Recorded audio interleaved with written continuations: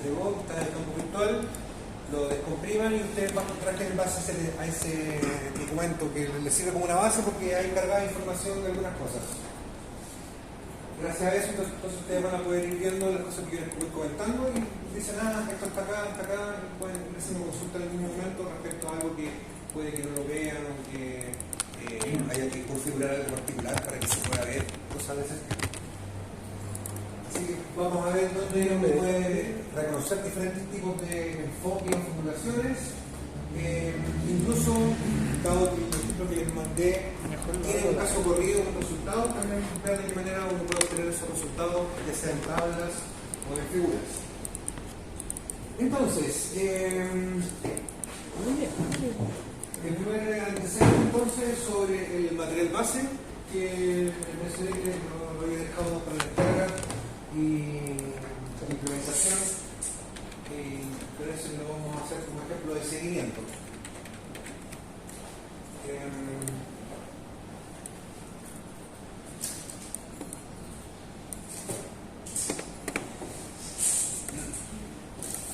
Mientras ustedes van, no sé si ya lo descargaron o están en ese proceso, lo que me parece importante mencionarles con respecto a lo que ustedes ya conocen de reglas es que dentro de la ventana nosotros vamos a invocar tres funciones principalmente hoy día como nuevos temas. Lo primero es que en vez de trabajar con la sección de caudales en régimen permanente, nos vamos a ir al lado que es régimen cuasi impermanente, que significa que en realidad hay cambios en el tiempo, pero esos cambios en realidad son escalonados. ¿Por qué de esa manera y no directamente un cambio así mucho más suavizado? Porque eso en realidad demanda muchos recursos y requiere la solución paso a paso, amarrada un delta t tras otro, del cálculo del eje hidráulico y del transporte sedimento. Lo que hace el régimen cuasi impermanente, tal como se dice acá abajo, es menos demandante de recursos porque uno dice ya, durante un cierto tramo de tiempo, o sea, durante un cierto periodo, yo calculo con ese mismo eje hidráulico el transporte. Y ahora, después de eso, yo digo ya, dado que está el transporte, el sedimento se me reorganiza de esta otra manera y me modifica el lecho. Con este nuevo lecho, recalculo el eje hidráulico y así voy uno a uno y uno.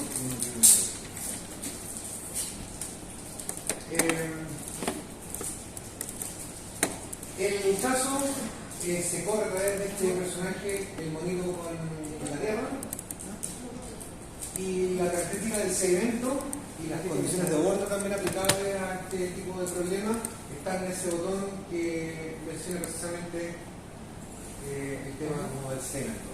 No sé, realmente una maravilla del diseño gráfico el hecho de que en 30 por 30 píxeles hayan podido poner algo que representa transporte sedimento de forma tan eficaz.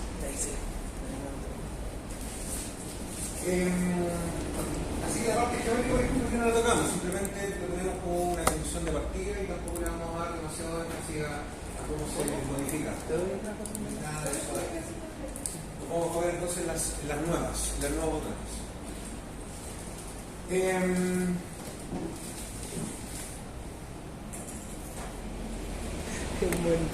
la ventana donde uno pone este régimen cuasi impermanente, el primero de los botones que yo les destaqué, uno se da cuenta de que las condiciones de orden que puede poner son diferentes. De hecho, lo que a mí me llama más la atención es que desaparece la condición de altura crítica, cosa que no sé por qué, pero no está. Bueno, como uno lo puede parchar en todo caso con una curva de descarga. Uno dice ya, requiere altura crítica para ciertos caudales, entonces hago una curva. Si el caudal es 0, la altura es 0. Si la altura es 10, si la altura es tanto, y así uno lo parcha. Pero ¿por qué no está? No tengo idea, como decía el profesor. Pero lo que sí está, afortunadamente, es altura normal. Entonces ahí al menos lo tenemos. Entonces, ¿cuáles son las principales condiciones de borde? Solamente de caudales y de altura de escurrimiento. Solamente fijándonos en eso. Las principales son, sobre todo para el efecto de la condición de borde aguas arriba, una serie de caudales. Si uno dice que el caudal no cambia, pongo un caudal que es el mismo durante todo el periodo de modelación. O si no, lo voy cambiando. Y yo te voy a indicar cómo uno puede irlo poniendo para que vaya siendo un caudal altura normal, se puede poner una serie de cotas de superficie libre. Esto es parecido como a la definición de la revisión, por ejemplo, de aguas abajo, un poco parecido al tema de la tarea. Nos define en diferentes momentos, para diferentes caudales, una diferente cota de la superficie, se hace a través de esta opción, o una curva de descarga, que me dice para tal caudal la altura es tanto y así, pero ojo que nuevamente siempre las condiciones de borde de alturas de descubrimiento van en términos de la cota de la superficie libre, no realmente la altura de descubrimiento como el H que nosotros conocíamos o que podemos ocupar en una modelación más manual. En esta misma ventana, fíjense que hay un botoncito que dice Set Temperature, o sea, temperatura del agua. Ahí a veces no tenemos demasiada información, pero ahí se puede poner la serie de datos de temperatura, las cuales eventualmente afectan la viscosidad, y al afectar la viscosidad pueden afectar los temas de velocidad de caída de las partículas. Así que eso está enmascarado dentro de eso. Hay otras que no las voy a mencionar acá, pero por ejemplo tienen que ver con la operación de una compuerta. O por ejemplo aspectos de flujos laterales, uno tiene un escurrimiento principal, pero lateralmente uno tiene algún tipo de vertimiento, todo eso también se puede incorporar como una condición de orden interna. De hecho, acá también está la posibilidad directamente de poner una boundary condition, pero en una posición interna, o sea, agregar otras posiciones, otros puntos de definición de las alturas de escurrimiento. Eso es como dentro de lo importante que uno podría querer, y por supuesto que contiene lo que a ustedes les haría falta para la solución de la tarea 4. Sobre las series de caudales, hablemos de varias cosas. Primero, nuestros datos de caudales, naturalmente están aquí presentes. En este caso, el ejemplo que les estoy mostrando acá es una serie de caudales diarios, semejante a lo que ustedes también tienen en la tarea. Entonces, durante las primeras 24 horas, el caudal es 80. Las siguientes 24 horas el caudal es 3.64 y así sucesivamente. Cada día está asociado con un solo dato. Igual hay uno, en realidad es como un escalón. No es que tengamos entonces una variación que nosotros podemos decir, ya, en realidad lo que voy a hacer es poner intervalos cada 12 horas y al valor intermedio le voy a poner un valor interpolado. Claro, sería más suavizado, y hasta qué punto me interesaría llegar a ese nivel de análisis, lo desconozco. Digamos, es incierto, quizás solamente en el momento en que se producen variaciones muy bruscas de los caudales, conviene hacer un análisis que sea un poco más fino, porque precisamente podría haber un efecto de sobreestimación o subestimación de los transportes, así que en esos momentos sí conviene. Ahora, fíjense que lo voy a mencionar después, pero acá, dependiendo de lo que ustedes ponen acá arriba, les van apareciendo estas coordenadas temporales. En función de eso, uno puede usar el simulation time, que es como que todo el programa funciona con el mismo cronómetro. O bien, yo pongo acá en esta ventana cuál es el punto de inicio de mi serie de caudales. ¿De qué sentiría, por ejemplo? Que yo podría cargar una serie de tiempo que es de enero a diciembre, pero cuando hago la modelación solamente modelo abril y mayo. Entonces, cuando la modelación es solamente de esos 2 meses, lo que hace el programa es mirar solamente esa parte de la serie, nada más. Pero los datos quedan cargados iguales. Entonces, ustedes pueden tener el mismo archivo y correr un mes, o otro mes, o 2 meses, o 3 meses, pero la información queda cargada. Si ustedes no le ponen ese fixed start time, el programa asume que el tiempo T igual 0 es el mismo para todas las series y les podría generar algún desacople. Por ejemplo, si ustedes tienen la serie de caudales de enero a diciembre, la serie por ejemplo, altura de escurrimiento la tienen de julio a diciembre, entonces se les generan ahí ciertos efectos medio indeseados respecto a la información, y ustedes podrían querer entonces darle fecha. Yo en general, para no variarme, es posible darle fechas fijas, así que la opción del fixed start time a cada una de las series de tiempo y ya está. ¿Profe? Ese date que sale al lado, que es 2 de febrero y el 1 de febrero, ¿qué significan? Estos son los demás rayitas. Sí. Eso se refiere precisamente al fixed start time, que es el tiempo fijo, que nos dice cuál es el punto de inicio de mi serie. Y esto es una fecha en el formato día a día, mes tras mes, año a año, año a año. y el tiempo a las 0 horas. Entonces yo digo mi serie parte en tal fecha. Y todo esto acá queda amarrado a eso ahí. Y acá el 1 de febrero, entonces todo el resto parte 1, 2, 3, 4, 5. Porque acá hay 24 horas, entonces todo lo que va apareciendo acá es automáticamente calculado en función de eso que está ahí.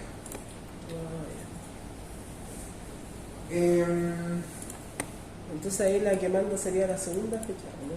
Yo lo que sugiero es considerarlo que la segunda fecha, definir que ustedes le digan cuál es la fecha de donde parten los caudales. Sobre todo, todavía les estoy mostrando otra ventana donde es el simulation time, que es en otra ventana distinta, entonces si ustedes le ponen eso, quedan amarrados a otra ventana donde está otra fecha, y ahí se presta la confusión. No obstante, lo que les acabo de decir respecto al caudal, igual hay un tema de un intervalo de cálculo que uno lo puede refinar dentro de esas 24 horas. O sea, tengo el mismo dato de caudal durante 24 horas, pero quizá ese flujo muy intenso, por lo tanto yo requiero empezar a hacer acomodos del cálculo legisláurico y de cálculos del lecho durante un periodo más fino. Entonces en este caso dice, ok, durante 24 horas mantengo el mismo caudal, pero cada una hora actualizo. Y recálculo legisláurico y recalculo la distribución de los sedimentos. Eso uno lo puede poner como un dato fijo que uno establece en esta columna, o bien uno puede definirlo automáticamente, de hecho marcando esta seta de acá abajo. A uno le aparece una tablita más pequeña, y esa tablita pequeña uno dice según rango de caudal cuánto es el computation incremento que uno desea. Eso precisamente lleva a la situación donde uno se da cuenta de que podría decir que para un caudal pequeño a mí me va a interesar hacer una separación que sea más grande. Entonces, si el caudal es más grande, yo tengo efectivamente efectos de transporte que potencialmente son más intensos, entonces le pongo un computation increment un poco más pequeño. De esa manera podría decir, no sé, si el caudal es de 80, entre 0 y 80, ok, no es 1, pero si el caudal supera los 120, calculo con 0,5 de uno le puede poner lo que estime conveniente. Muchas veces eso surge a propósito de la certeza de que va después de que ya lo corrió y el resultado como que no convence, uno empieza ahí a mover las perillas. Así que una cosa tiene que ver con la frecuencia, con la que uno tiene el dato, y otra cosa tiene que ver ya ahora con una posibilidad de hacer un cálculo y seguir implementando con una periodicidad que uno define. Hay un botón acá que es el de plot, si ustedes lo pinchan, entonces ponen una tabla o directamente un gráfico. En este caso le tengo cargado como 3 meses de datos, suben, bajan. Profe, ahí por ejemplo en ese gráfico, si uno aprieta donde dice tabla, aparecen así como dice flow, duration date, flow, duration flow. ¿Qué significa eso? Eso es de ahí.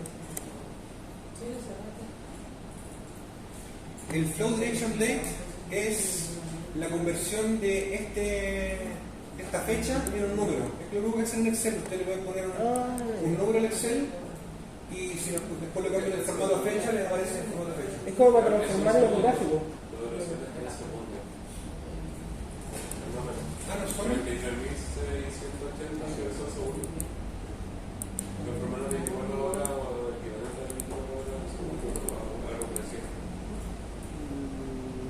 No, porque se va implementando, de hecho dice flow duration date, dice que es fecha. En Excel pongan ese número, 43%, y le pasa bien. Si yo tomo una fecha en Excel y le convierte en número, le salen números que son normalmente 38.000, 40.000. Eso en el fondo es la conversión de esto en... La tabla lo que muestra esto. Es como la conversión a coordenadas de cuántas efectivamente eso, profe. Porque si uno lo cambia en el Excel, sale que es el 2 de febrero. En el fondo es para tenerlo cargado, ¿no? Pero para poder convertirlo en algo dibujable, pero lo que importa es que lo tengan así en esto conocido.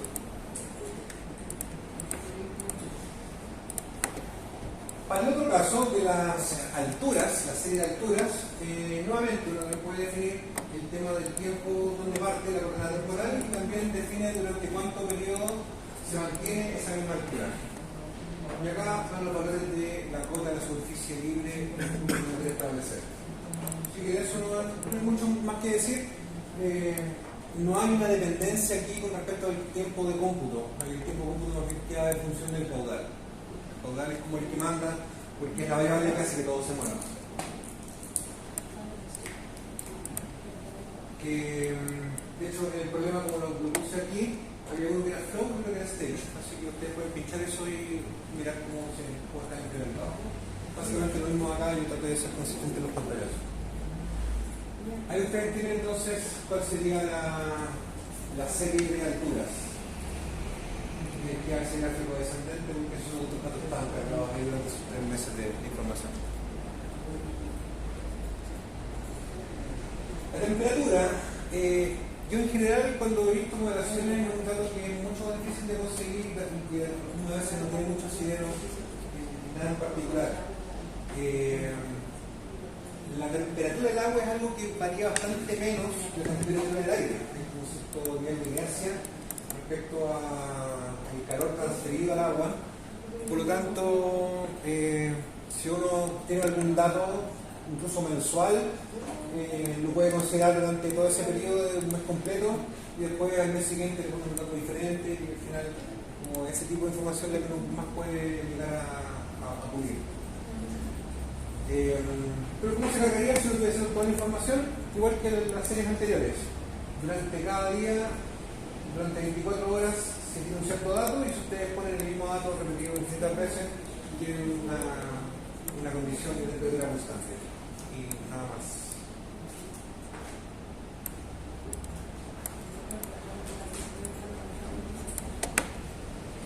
Eso entonces, unas condiciones de orden importantes. Acá viene el tema de lo que quería mencionar con forma un poquito más destacada, el tema de las fechas.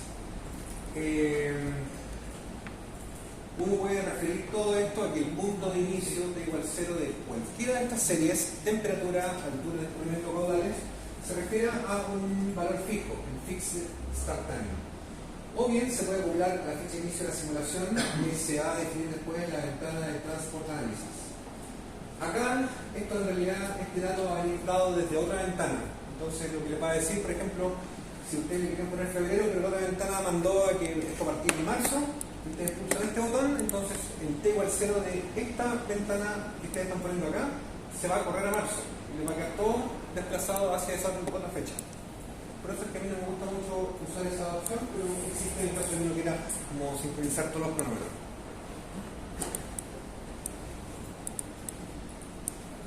La ficha es importante acá y que va acompañado de una parte práctica, pero también algunos antecedentes complementarios, es la parte de los datos de los eventos, que hemos estado en estas últimas clases dándole vueltas. La ventana en lo general se ve así, con mucha información, de algunos aspectos acá tienen que ver con, por ejemplo, la evaluación de riberas o la granulometría en el caso de los D, así que no nos vamos a fijar en todas las opciones de esta ventana, nos vamos a fijar en lo que está a la lista acá y la parte del boundary conditions, las condiciones de orden, pero ahora para segmentos.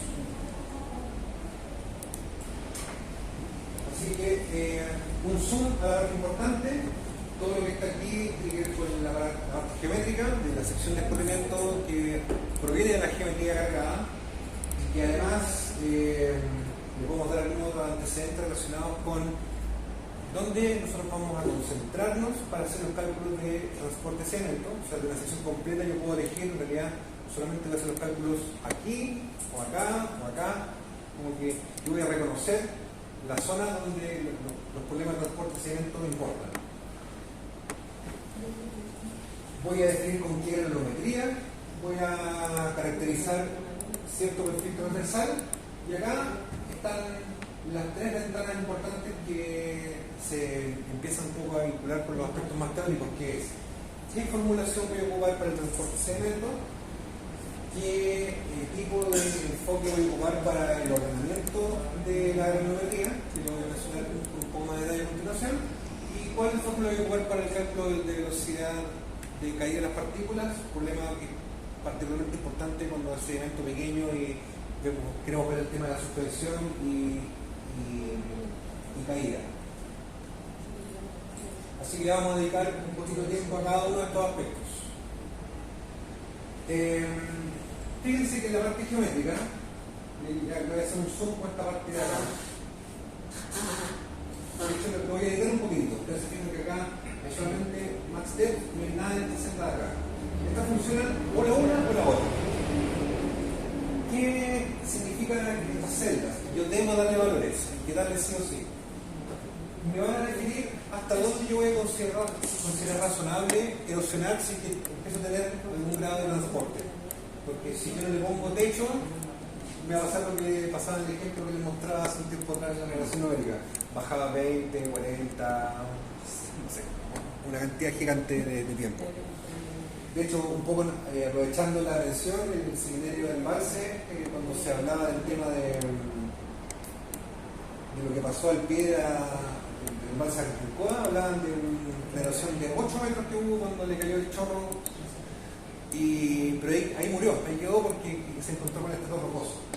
Entonces perfectamente le puedo decir, sobre el punto, ya, máximo 8 metros, max depth, o sea, con respecto a la superficie con respecto al fondo del canal, cuánta es la distancia que yo puedo erosionar máximo. O bien puedo poner el mismo dato pero en términos de una superficie con un valor absoluto. Entonces, por ejemplo, de hecho les puse acá en el caso, si yo aquí al 1919 le pongo que máximo 1 metro o le pongo que la mínima elevación que puede alcanzar sea 918, es lo mismo.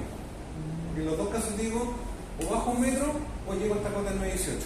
Así lo puedo expresar de alguna de las dos formas, pero solamente una y tiene que estar definido para todos los casos. Se hace un poco innecesario si uno tiene esta opción de calcularle, por ejemplo, restarle 1 a todo esto, si tiene la posibilidad de ponerle 1 de correo. Y finalmente igual esto requiere información un poco más de terreno para fundamentar si es que en realidad debe poner 1 metro o 2 metros, o sea, dónde está el trato rocoso. Así simplemente implementando esto, como que me falta info. Pero sí es buena idea limitarlo, o sea, no dejarlo infinito porque lo último que ustedes querían tener sería un problema donde lo corren y después de haber esperado mucho rato se dan cuenta de que esto se fue. Así que siempre limítenlo. O sea, bueno, le tienen que hacerlo porque si no corre, tienen que ponerlo un límite. Así que eso, entonces, en torno a esto de acá.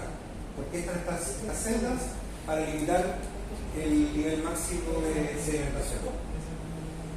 ¿Qué pasa con las otras dos celdas? Estas que están acá. Para cada perfil, yo tengo que decirle a GECRAS cuáles son los límites entre los cuales los procesos de transporte van a ocurrir. Van a ocurrir en la sección completa, van a ocurrir solamente en el cauce central, van a ocurrir en una parte del cauce central cargado por un lado, por el otro. De hecho, en las versiones más actuales, de la que ustedes deben tener en la vista, incluso hay estos botoncitos que me ayudan a que yo pueda ir corriendo un poco los márgenes. En general, uno aspira a que estos procesos ocurran solamente en el cauce central y para efecto de la tarea, por ejemplo, es bueno que lo pongan ahí, como tienen un talud, en la parte del pie del talud ponen el izquierdo y derecho del margen de la ribera y de ahí hacer centros donde ustedes pueden hacer los cálculos de transporte CA. Incluso el programa se los hace más fácil si ustedes pinchan el botón que está abajo es Use Banks o Move, usa las riberas que ustedes ponen en la parte de geometría. ¿Se acuerdan que la geometría ustedes le definían cuál es el punto de ROV y el ROV? Eso mismo las copian y ustedes no tienen que hacer nada más.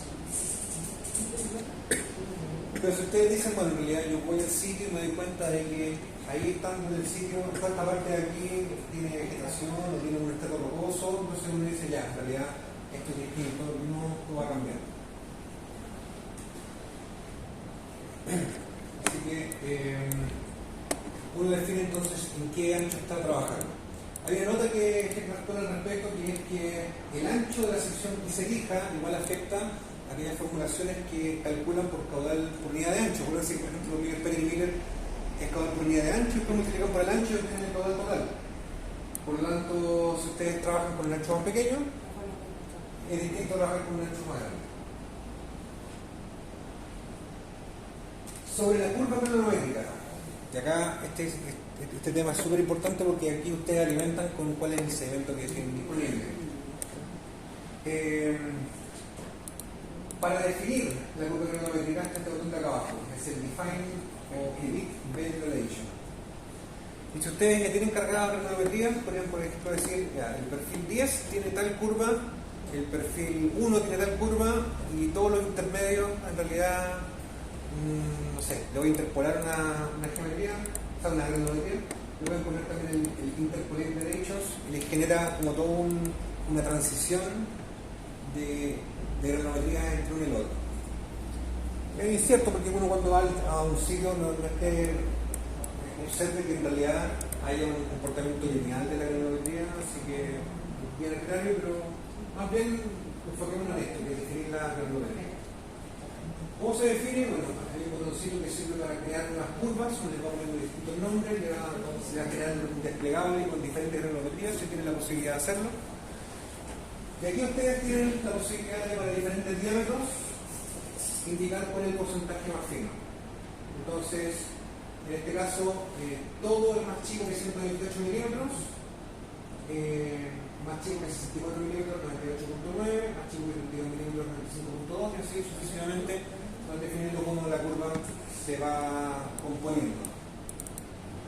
Si ustedes dan el botón de Convert del porcentaje del Finder al porcentaje por clase, ustedes lo transforman de esta curva granulométrica a un histograma que les dice entre tal y tal hay tal porcentaje, entre tal y tal hay tal porcentaje, que sería como un histograma por clase y el acumulado en la curva que ustedes conocen de acá.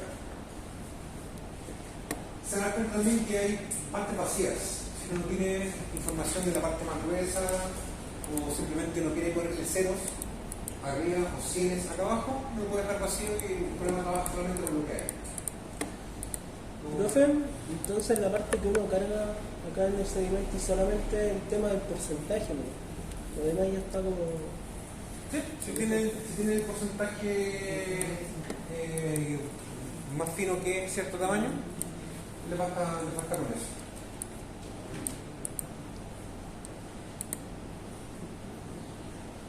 Eso es dentro de lo importante, porque también hay los parámetros para definir múltiples granulometrías, como pegar tablas masivamente de granulometrías de diferentes estratos, cosas que también pueden servir para análisis más bidimensionales, pero eso lo vamos a dejar de lado.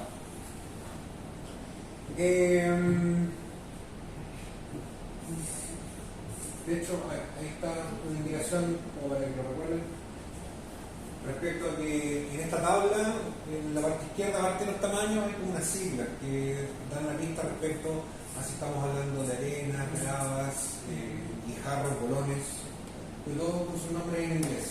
Desde el very fine, que es muy fino, medio, grueso, que es coarse. Es decir, sí, en realidad es muy raro porque el zinc a veces agrega la letra M, para no confundirlo con sand, que es arena, que es la letra S. Solamente como para que ustedes digan de qué manera está expresado, de esa manera. Lo más fino, arcilla, clay, después tiene silt, está con la letra M, palo, después sand, arena, gravel, coal, suelo. Y lo que decía antes respecto a poder convertirlo a porcentajes de clase, o bien dejar partes que ustedes no conocen vacías. Y está bien también. Ahora, en perspectiva, uno podría decir, con eso yo efectivamente podría irme a la ventana y decir, bueno, a la granulometría de la sección 10 le pongo un valor, a la 9.8 le pongo otro valor, de otra curva distinta y entre medio, si le pongo interpolar, precisamente hago una progresión entre las dos secciones.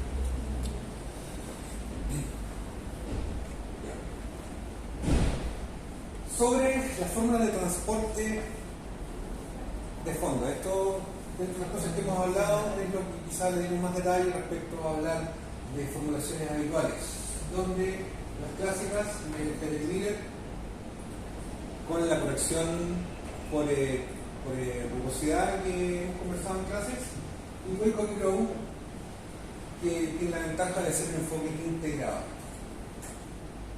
Perdón, por fracciones. Así que en general le pongo las fichas dentro de estos métodos al Wake and Grow, pero el problema es que igual trabaja con sedimentos que son generalmente de rango de las arenas y las gravas. Cuando son más finos, a veces hay modelos que se comportan mejor.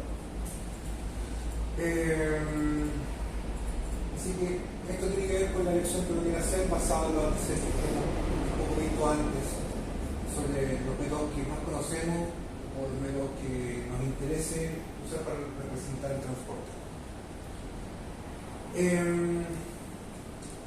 Acá hay una componente que no está en el programa, una componente que yo se la voy a contar como un extra, que tiene que ver con un poco la limitación que hace GECRAS respecto al transporte, porque por un lado estos métodos estiman un transporte potencial, es decir, yo supongo que hay sedimento infinito de tal tamaño y con tal flujo podría irse tal cantidad, 10. Pero cuando yo veo la curva granulométrica, uno dice, bueno, pero en realidad no hay tantas partículas. De un momento a otro yo no puedo transportar 10 kilos de arena porque no hay 10 kilos de arena en ese momento. Entonces lo que hace en realidad es, internamente el programa va a igual bajar esas cantidades transportadas, porque va a distinguir qué porcentaje hay realmente en la curva granulométrica de esa fracción.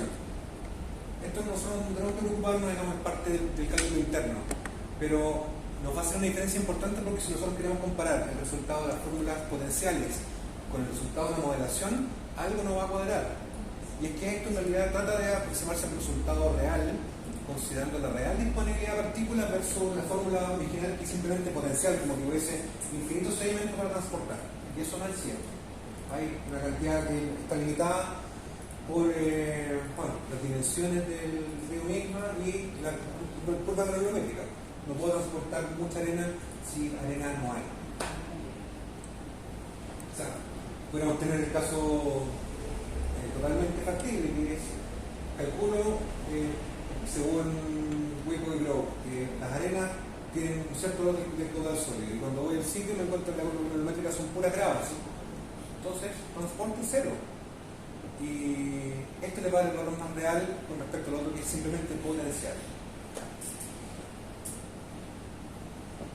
En función de eso, en función de lo que realmente se transporte, el programa hace el cálculo y decide, ya, tomo esta sección, muevo tal cantidad de sedimento, y si en la siguiente la cantidad que se transporta a su vez hacia aguas abajo es más grande o más chica, eso define en el balance de masa si ahí va a haber depositación de partículas o va a haber erosión. O sea, si yo de aquí saco 10 pero me entran 8, entonces esos dos los tengo que sacar de ahí y el sedimento va a ser en el caso de erosión. Pero si acá salen 10 y entran 12, esos dos en realidad tienen que estar cayendo ahí y hay agregación, depositación de partículas. Un aspecto que es nuevo, porque no hemos tocado en ningún momento, tiene que ver con también una opción interna del programa respecto a lo que se llama el sorting method.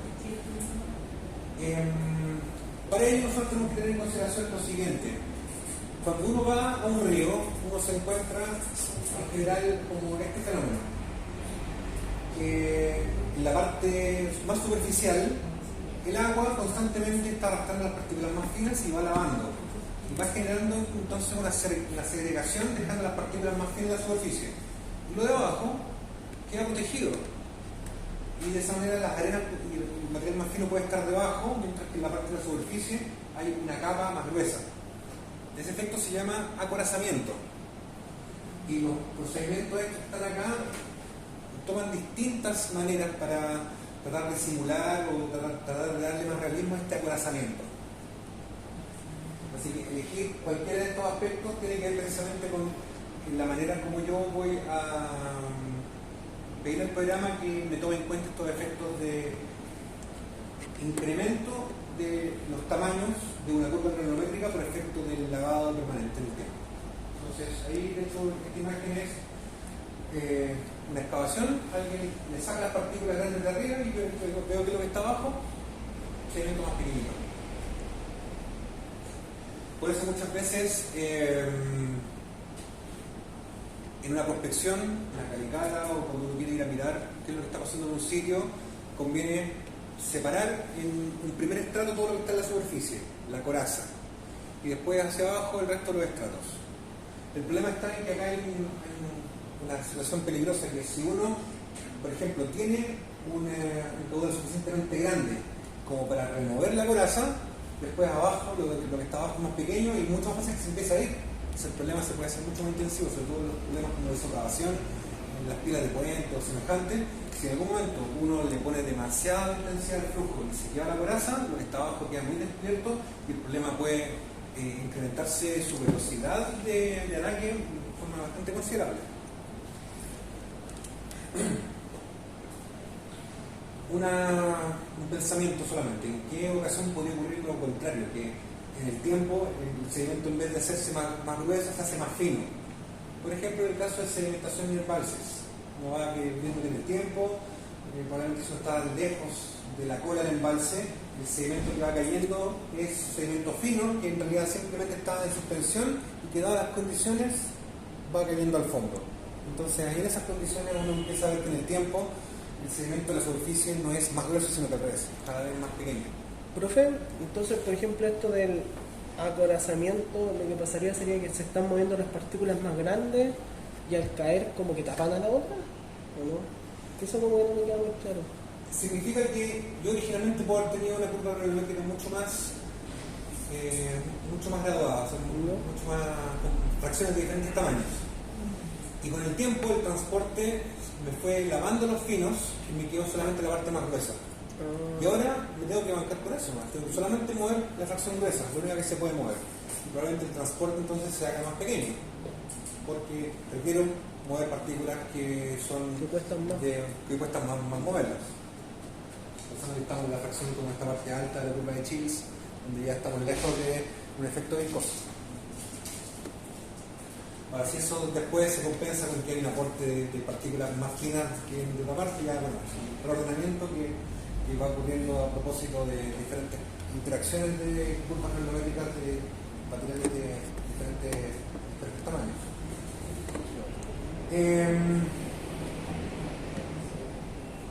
Las tres opciones que están en GECRAS, las primeras dos, las del modelo Exner 5, incluso la de Copeland, que lo único que hace es modificar la otra, tienen más bien recomendaciones que se aplican a cierto tipo de causas. Por ejemplo, esta de Copeland es bastante nueva y según lo que declara el manual de GECRAS, refiere para ser usada en lechos más arenosos.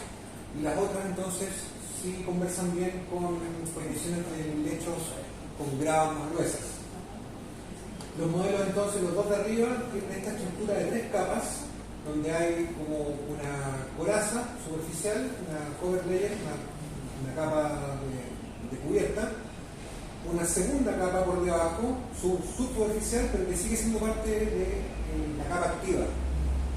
Aquí hay también un concepto que lo vamos a ver así en forma de intervención, que se refiere a la capa activa. La capa activa es la parte donde realmente los sedimentos están siendo removidos y reemplazados. Todo lo que está hacia abajo está bien activa.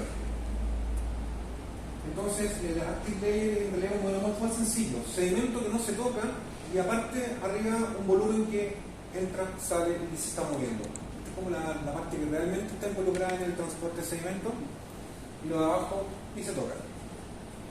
Y estos dos métodos lo que hacen es tomar esa capa activa y en realidad separarla en dos partes y separarla como en una coraza distinta de la capa del poquito más abajo.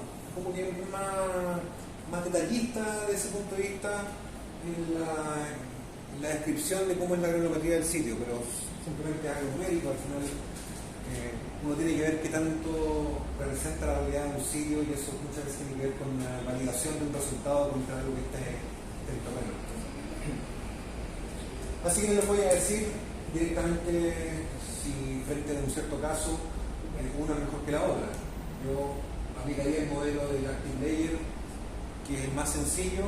Con ese me quedaría tranquilo, a menos que realmente tenga una noción respecto a que existe un efecto de acorazamiento importante. En ese caso, le saltaría Thomas. Y si más encima le meto finos, lechos arenosos, quizá ahí le saltaría recién el Copland.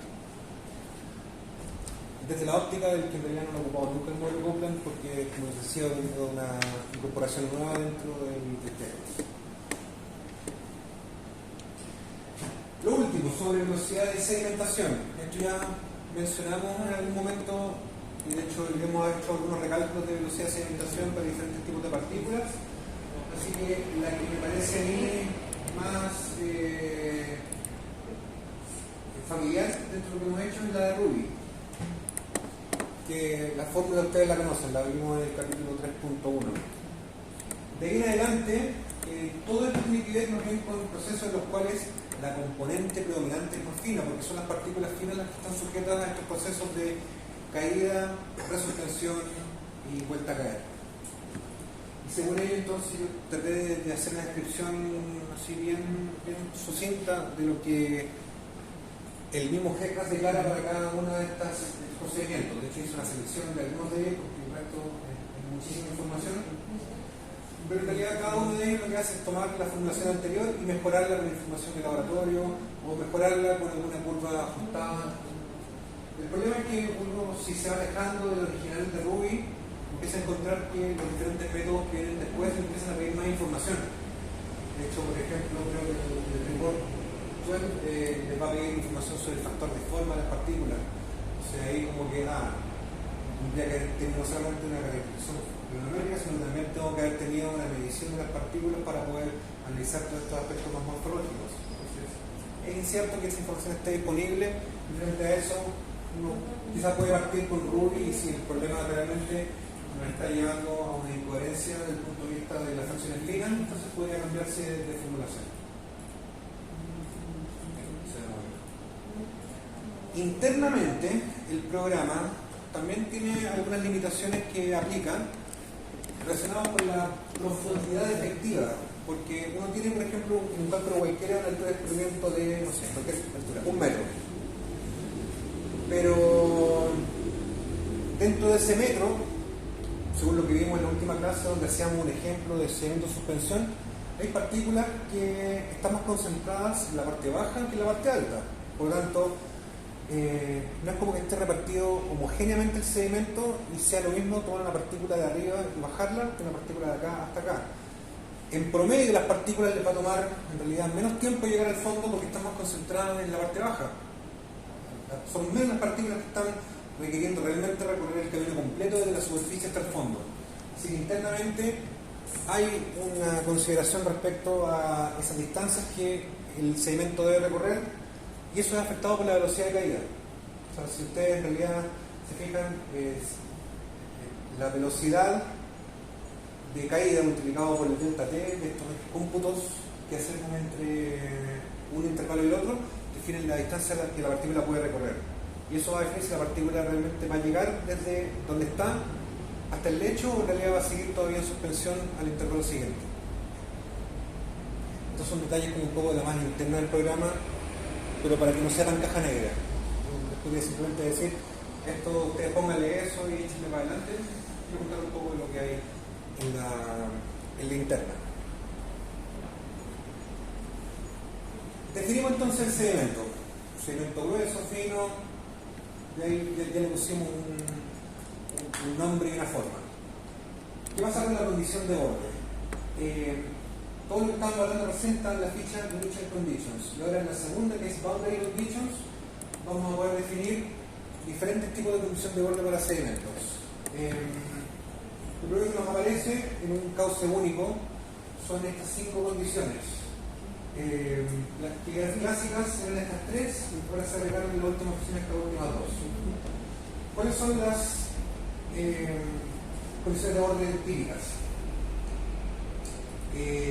Curva de descarga, rating curve, que me dice para tal caudal el gasto sólido es tanto. Eso se parece un poco a la tarea 3, que es como yo calculo en base al caudal cuánto es el gasto sólido que puedo transportar. En base a eso yo transformo una serie de caudales en una serie de gasto básico de sedimento. Pero requiere que yo tenga información de terreno, por ejemplo, en esta sedimentométrica, que me diga cuánto hay a lo largo del tiempo, o bien tener, bueno, en realidad eso aplica para lo otro.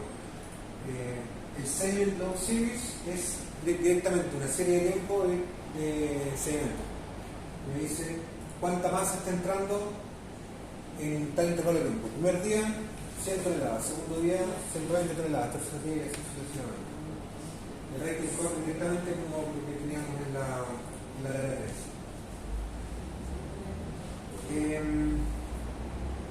Las otras tres son Equilibrium Load, que esta hecha es la que se le sugiere usar en la tarea.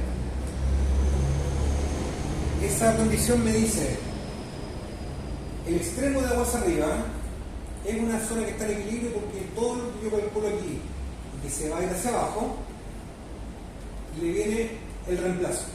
Entonces ese punto no sube ni baja, ese punto se mantiene en equilibrio. Muchas veces eso implica que yo puedo poner un punto lejos de la zona donde los efectos ocurren de forma más intensiva, donde efectivamente uno puede llegar a suponer que hay una condición de equilibrio. Hay otra condición que modifica la anterior que se llama capacity ratio, que básicamente me dice si de acá hacia abajo se transporta 1, yo le pongo un valor, una constante, y le pongo 2. Entonces entra 2, sale 1. O si entra 1 y sale 1, le pongo un valor 1, significa que estoy en equilibrio. O puede ser que yo diga arriba no hay nada.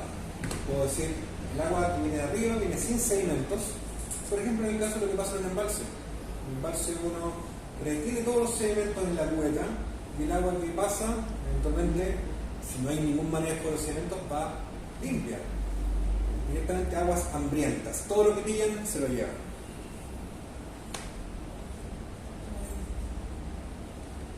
Entonces, eso es el tema de la condición de orden. En el caso de la tarea se les recomendó usar Equilibrium Load.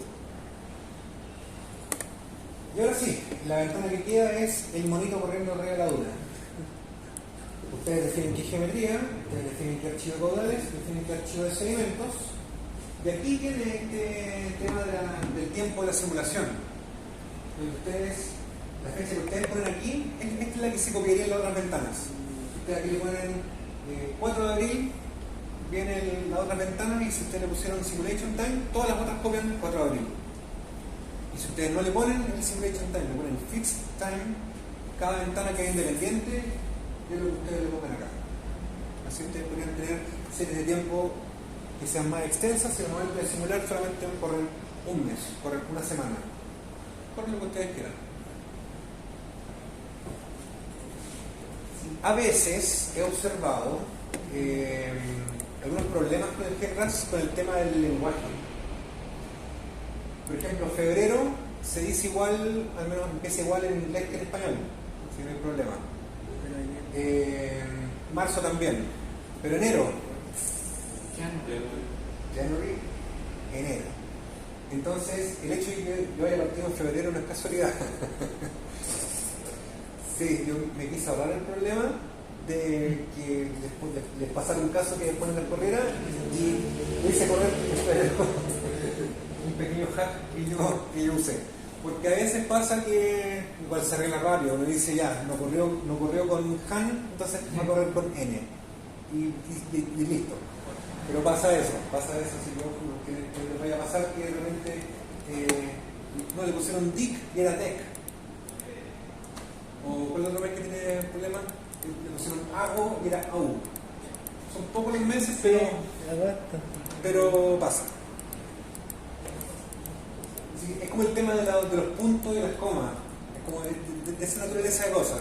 Algo que no debiese haber problema, pero lo hay.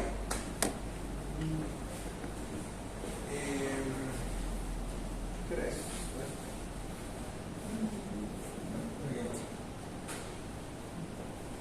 Ya, en función de eso ustedes empiezan a correr.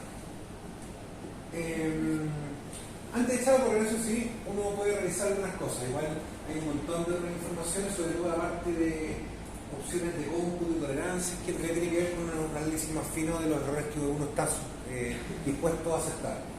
Pero lo que les quiero destacar, eso sí, para una visión un poquito más detallada, es 3 opciones que están dentro del Segment Output. Ustedes se dan cuenta de que a partir de esto uno puede tener un montón de nuevas variables, porque puede tener granulometrías que van cambiando, volúmenes de sedimento, el que entra, el que sale, el que cambia dentro de un tramo, el diámetro medio, el de 90, el de 85, el de 16, en realidad se puede agregar un montón de info nueva. Y eso va a ir siendo guardado eventualmente para cada intervalo de cálculo. Por lo tanto, no es extraño que de repente uno se encuentre que el output pesa ahora 50 megas, 100 megas, 1 giga. Una evaluación de varios años puede tener un archivo, una corrida que si uno no filtra mucho la información, le llega un bombazo de 2 gigas de datos que al final no sirven tanto. Entonces, uno puede definir qué grado de output desea. Y hay diferentes niveles, creo que está del 1 al 6. Tengo una diapositiva especial dedicada a ver cuál es el término que arriba. Masa o volumen para expresar los segmentos. Y la salida. Si yo quiero que la salida sea para cada intervalo de cálculo, por ejemplo en este caso anterior yo le puse cada 1 hora, entonces va a entregar resultados cada 1 hora en la salida. O yo lo puedo aquí hoy pasear y decir en realidad lo voy a hacer cada un día o cada una cantidad de días que yo quiera. Y de esa manera eventualmente me ahorro mucho peso en archivos que realmente no van a servir para nada. Aquí está el detalle del input. El nivel más básico y que en realidad el reparto de información es solamente entregar cuánto es la cuota de fondo. Así que no nos da ningún otro indicador extra. El segundo nivel le agrega water surface elevation, o sea, la superficie del agua en cada uno de los recálculos del hidráulico. Y los cambios del invert, los cambios de la cota de fondo. En el tercer nivel le agrega la velocidad, el caudal, el esfuerzo de corte y la masa que sale por cada uno de los volúmenes entre nodos que se determinan para el movimiento del sedimento. El nivel 4, en realidad yo creo que lo corrí con el nivel 3 y creo que me quedé corto. Yo lo hubiese corrido con el nivel 4 porque el nivel 4 me muestra la masa que entra, la masa que sale, la masa que cambia, porque ahí sí realmente me muestra antecedentes mayores sobre el balance de masa de sedimentos. Así que ahí hay un punto directamente a cambiar, poner el nivel 4 en vez del nivel 3. Pero si ya lo voy al nivel 5 y el nivel 6, se le agregan un montón de otras informaciones. Por ejemplo, el D50 de la capa activa, de lo que está debajo, el espesor de cada una de estas capas, la concentración de sedimentos de suspensión, velocidades de corte, números de Froude, los D90. Hay un montón de información extra que puede empezar a aparecer y que, bueno, uno tiene que decidir si le sirve o no, y si lo quiere cada hora de los 10 años de modelación o lo quiere una vez cada día. Entonces ahí uno puede restringir esos archivos tan voluminosos de la salida. Profe, y es que viene después que dice only customization. ¿Only qué? ¿Está bien? ¿Cómo se puede customizar? Sí, ahí esa opción yo la he usado porque eso es como para personalizarlo. Porque de hecho customize es, digamos, personalizado. Nunca me dio la opción de personalizarlo. Como que me quedo con eso y me envuelve bastante lo que necesito.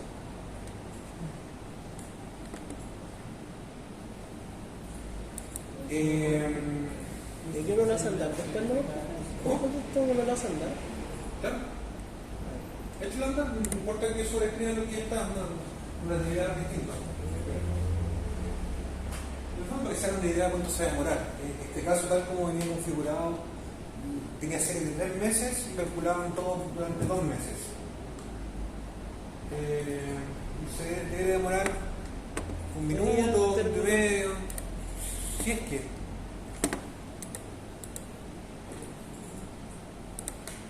Ahora, ¿qué es lo que pasa si uno modela 1 año, 2 años, 5 años? La tarea tiene un poquito más, así que van a ser varios minutos.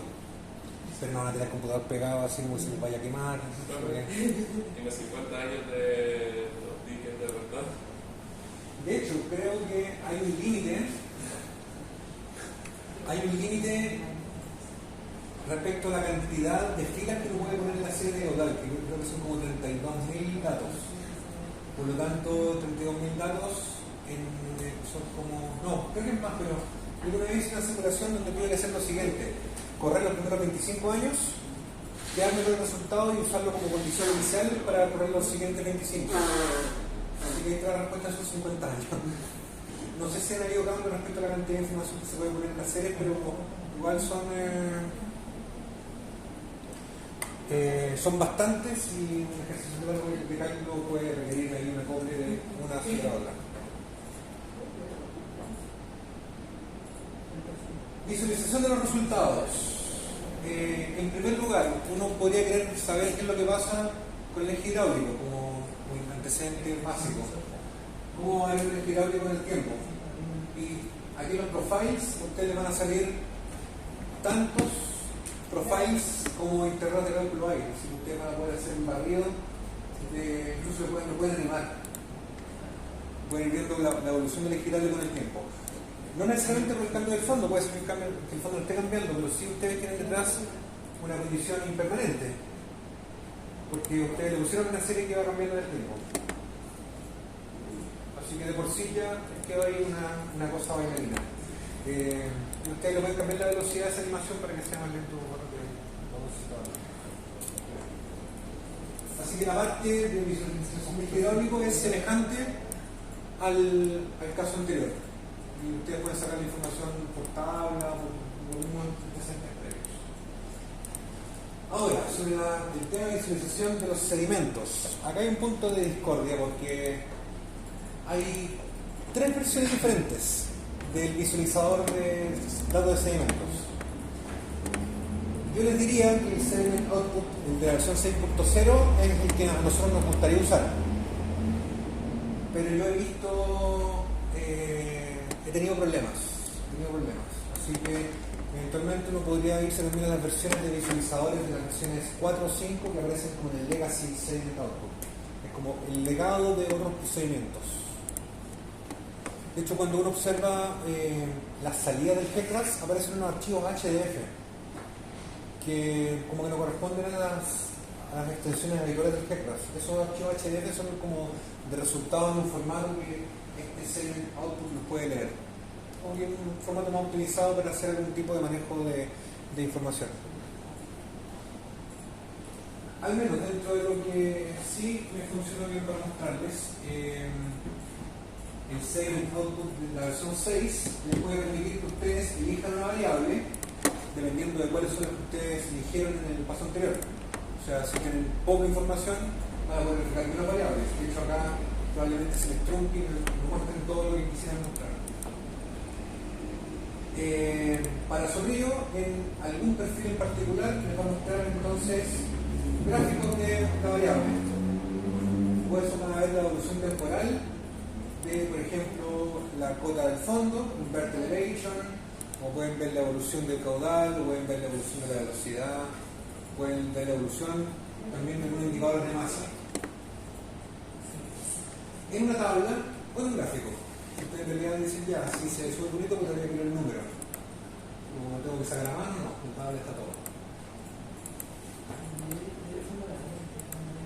Y ahora probablemente a nosotros nos interese más sacarle una simulación típica. El caudal, igual es un dato que generalmente está suministrado de antes, así que quizás solamente como para verificar la velocidad de escurrimiento, la cota de superficie libre, cómo va a cambiar en el tiempo, el invert elevation, que corresponde a este fondo de la sección, que puede incrementarse o puede reducirse dependiendo de los procesos que ocurran, e incluso eso se puede presentar como un invert change respecto a la condición inicial, que en un 0 crece positivo, decrece negativo. Pero hay aspectos que son aún muy importantes, que son los de transporte de sedimento. ¿Y qué es lo que ustedes tienen? Ustedes tienen un perfil, otro perfil, así uno construye esta modelación unidimensional. Entonces esto en realidad lo que necesita es llevar esto al 3D. Entonces, en un punto medio entre un perfil y el otro, cierra el volumen de control por arriba y por abajo. Todo lo que está dentro es lo que es el volumen de control para el sedimento.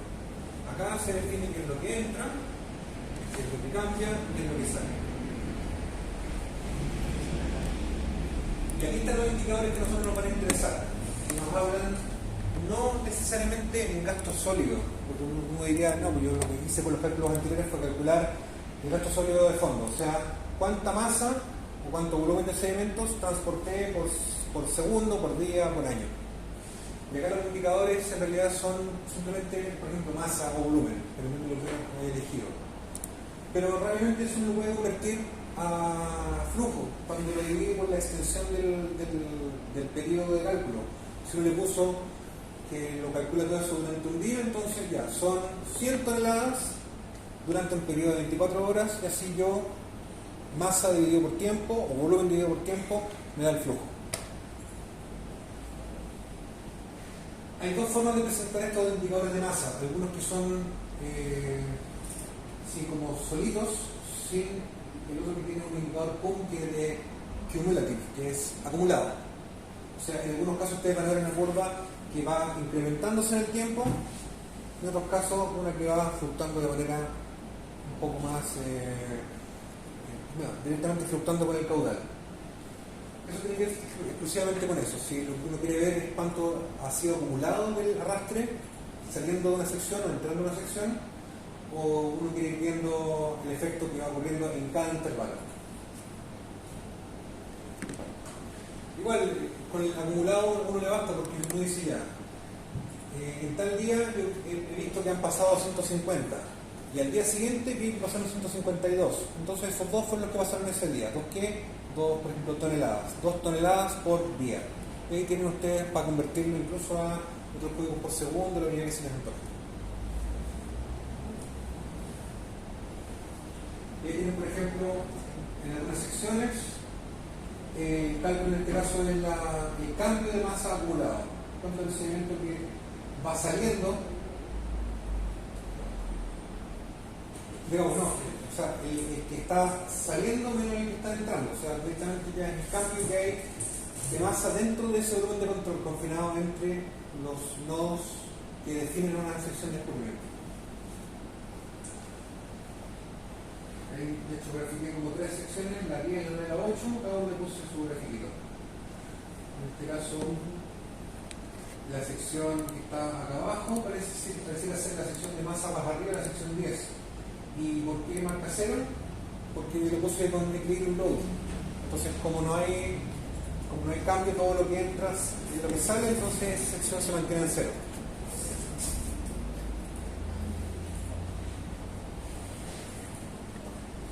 Para las secciones transversales, ahí yo aquí más bien me basé en un pantallazo de un caso que se reportaba en el manual de GECRAS, porque yo intenté hacerlo a través de lo que ustedes tienen acá. De hecho, háganlo ustedes a ver qué les resulta. Realmente a ustedes este computador funciona. Pero aquí pinchen donde dice Time Series y busquen donde dice Cross Sections. A mí se me caía esta ventana. Al final...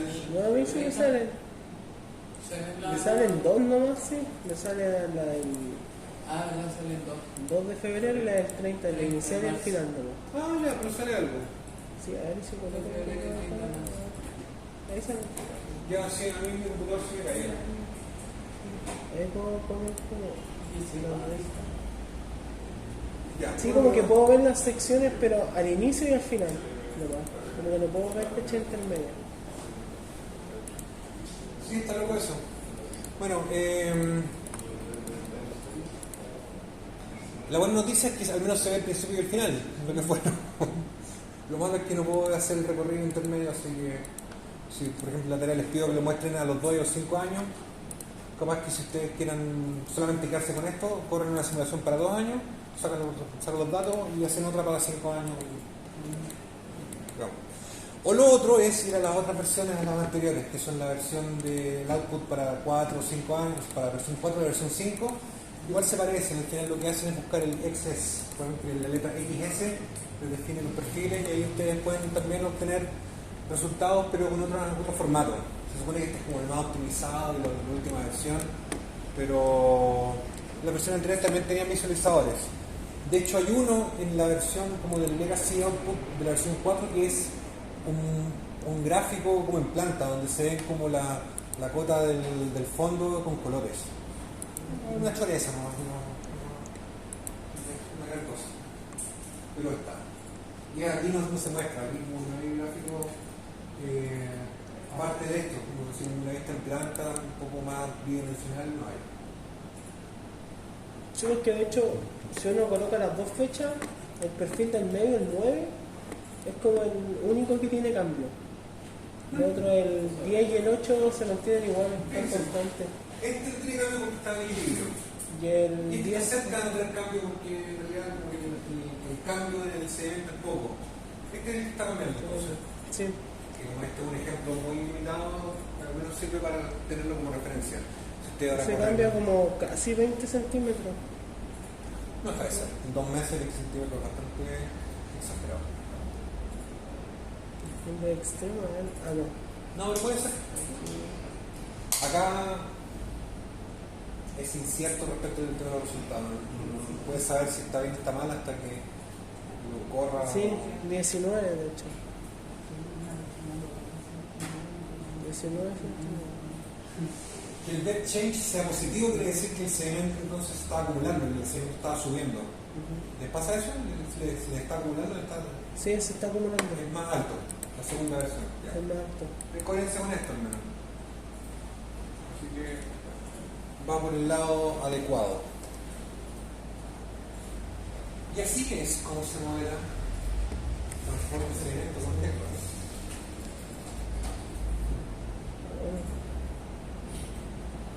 Una vez hice una capacitación con una empresa que era como esto mismo.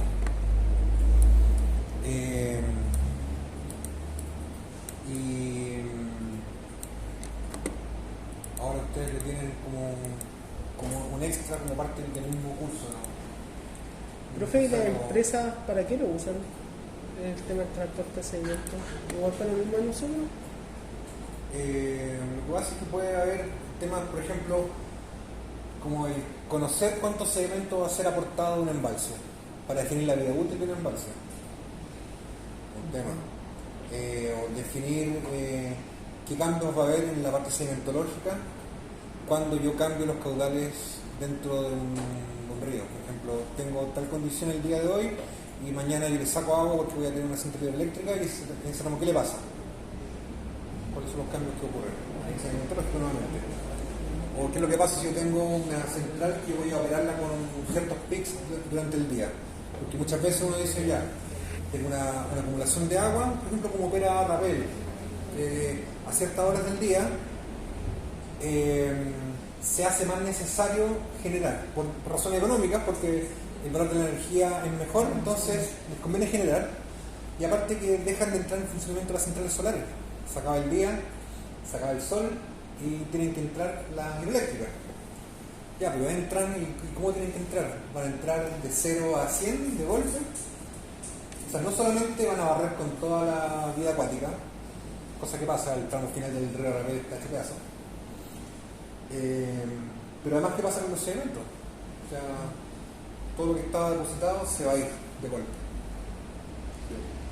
Cualquier fenómeno que involucre alteración del lecho y desde ahí su afectación a los componentes requiere transporte de sedimentos. Profe, por ejemplo, lo que nos decía, para ver la socavación en los pilotes de un puente, uno tendría que hacer la sección transversal, colocar, modelar así como la ubicación del puente, hacer esto. No, mira, la verdad es que no se hace este tipo de modelación. Esto en realidad como que ve la redistribución del sedimento en un tramo largo. Pero cuando uno quiere ver el fenómeno local de socavación, en realidad se basa en otros métodos que son como la envolvente conservadora, y lo vamos a ver en las próximas clases. Sí, es que ahora estamos en puente y ahí el profe siempre habla esto. De hecho, Porque una esto clase que es dijo- muy de la generalidad del transporte, de las fracciones en un tramo que puede ser tal como ustedes quieran. Pero si ustedes quieren ver el efecto local, esto en realidad tiene que ver con la sección completa, con el tramo completo, porque si ustedes quieren irse a los 20, 50 metros que tenga la pila de un puente, unos 3 metros, 5 metros que tenga la zapata, donde están ahí los pilotes, eso es un efecto mucho más local y que requiere ser calculado por los fenómenos que están en realidad más descritos en el capítulo 4 del curso, el cual vamos a comenzar prontísimo. De hecho, el siguiente taller más bien va a tener que ver con eso, con cálculo de solazo. Vamos a dar un pincelazo en la clase del lunes y rápidamente en la clase del jueves ya cálculo.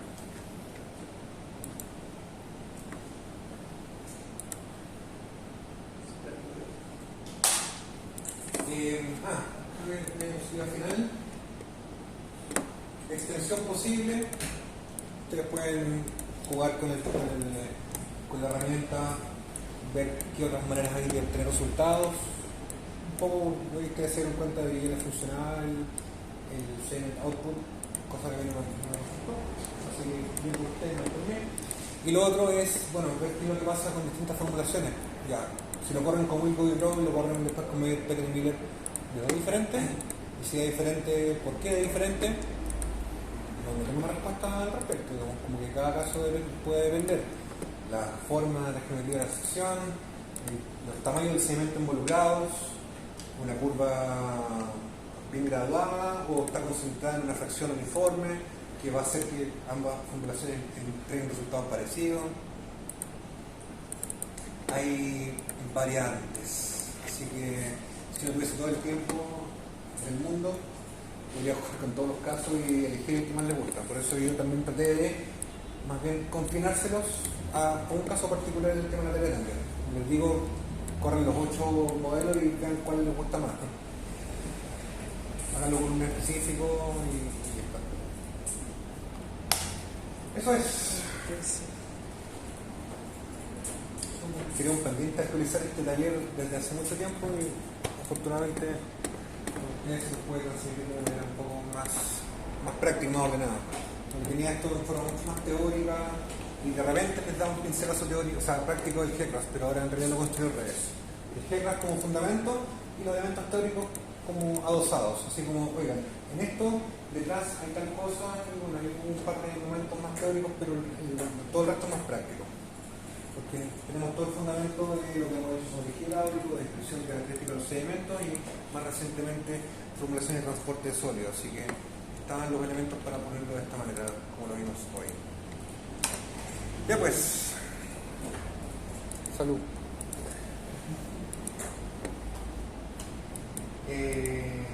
Hasta aquí entonces con este taller. Entonces nos vemos el lunes. ¿Le llegó finalmente el correo? Sí, se demoró, a veces llega a los 5 minutos, a veces se demora una hora. ¿De qué dependen? De Elon Musk y sus satélites. Elon Musk.